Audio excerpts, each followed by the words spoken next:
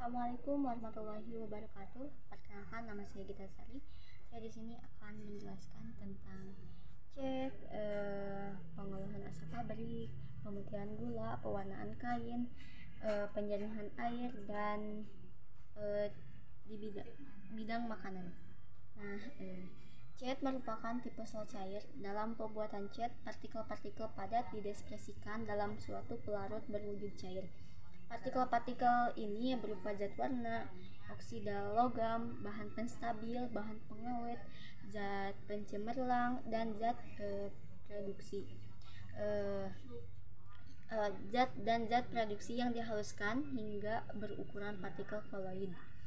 Agar kestabilan cat tetap terjaga dan bahan-bahan yang didispersikan tidak mengumpal atau mengendap di dalam cat, ditambahkan emulgator. Jenis emulgator ini tergantung dari jenis medium pendispersinya. Jika pendispersinya berupa senyawa polar, misal air dan alkohol, emulgatornya harus dapat larut dalam pelarut polar. Sebaliknya, jika medium pendispersinya bersifat non-polar seperti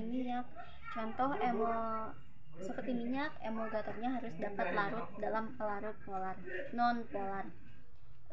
Bahan pewarna dalam cat dapat pudar oleh cuaca panas. Oleh karena itu, di dalam cat ditambah zat pelindung berfungsi untuk melindungi bahan pewarna atau bahan padat lain yang akan menempel pada bahan yang akan dicat.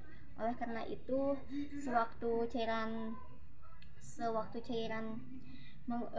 pelarut menguap, sifat-sifat bahan pewarna dan bahan-bahan lain yang didispersikan tidak berubah oleh pengaruh cahaya matahari ataupun zat-zat kimia yang lain yang bersentuhan dengan bahan cat tersebut.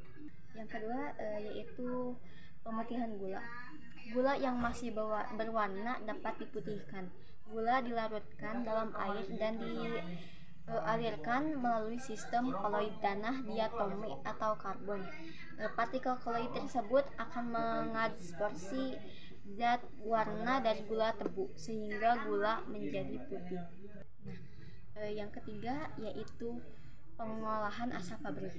Asap yang dibuang ke udara dari suatu proses industri mengandung zat-zat pengotor berupa partikel-partikel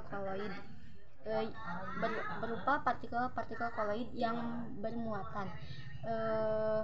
Pengotor ini dapat dipisahkan dengan cara menarik partikel-partikel koloid menggunakan alat pengendap elektrostatik. Alat ini memiliki pelet logam yang bermuatan berlawanan dengan partikel-partikel koloid. Yang keempat yaitu pewarnaan kain. Kain menjadi berwarna karena terlebih dahulu diwarnai dengan zat-zat pewarna dengan cara pencelupan. Kualitas kain yang dicelup bergantung pada daya serap kain terhadap zat pewarna. Untuk itu, kain yang akan dicelup terlebih dahulu dicampurkan dengan garam. Ketika dicelupkan ke dalam zat pewarna akan menghasilkan koloid sehingga kain akan lebih mudah menyerap warna. Nah, yang kelima yaitu penjernihan air. Air dari PDAM mengandung partikel-partikel koloid yang bermuatan negatif. Partikel koloid tersebut dapat dipisahkan dengan dengan tambahan tawas. Dari tawas akan terhidrolis membentuk partikel koloid yang bermuatan positif.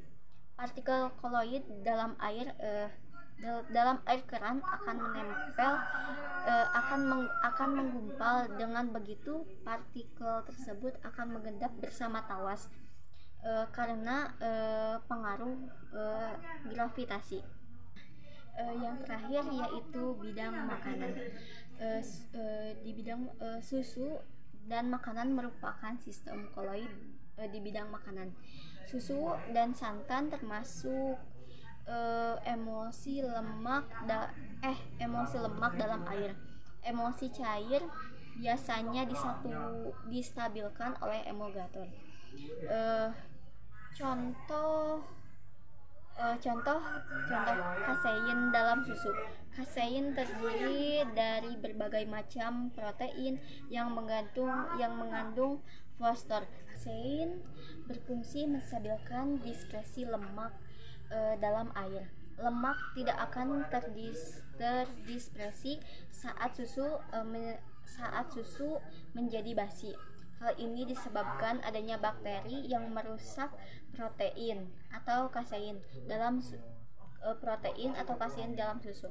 Akibatnya lemak akan menggumpal dan terpisah dari medium pendispersinya, yaitu air. Mungkin hanya itu yang dapat saya sampaikan, kurang lebihnya mohon dimaafkan. Wabillahi taufiq wal hidayah. Wassalamualaikum warahmatullahi wabarakatuh.